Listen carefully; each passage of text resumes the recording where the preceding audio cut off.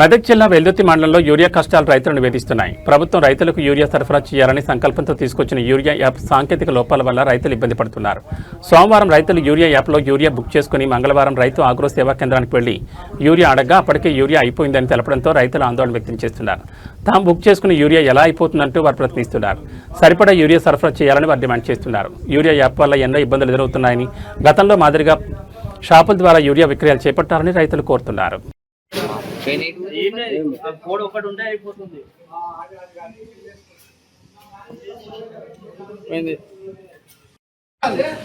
అయితే ప్రాబ్లం ఏదైనా extra app problem ఉన్నప్పుడు లోడింగే బంద్ చేయాలి. కాకపోతే లోడింగ్ మొత్తం లోడ్ అయిపోయినాక బుక్ అయినప్పుడు లేదని చెప్పడం ఏంటి?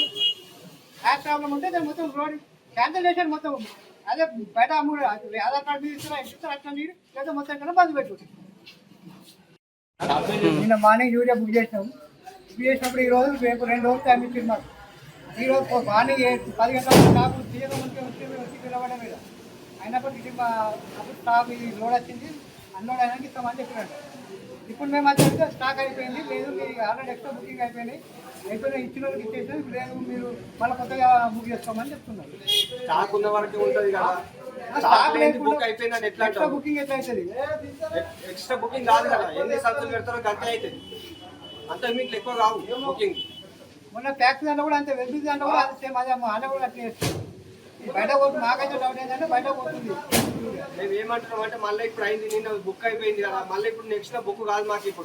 ఇప్పుడు మాకు యూరియా సంచులు ఏంటంటే బుక్ అయిన సంచులు ఇప్పుడు ఈ రోజు ఇవ్వమంటే మాకు అది మాకు కావాల్సింది.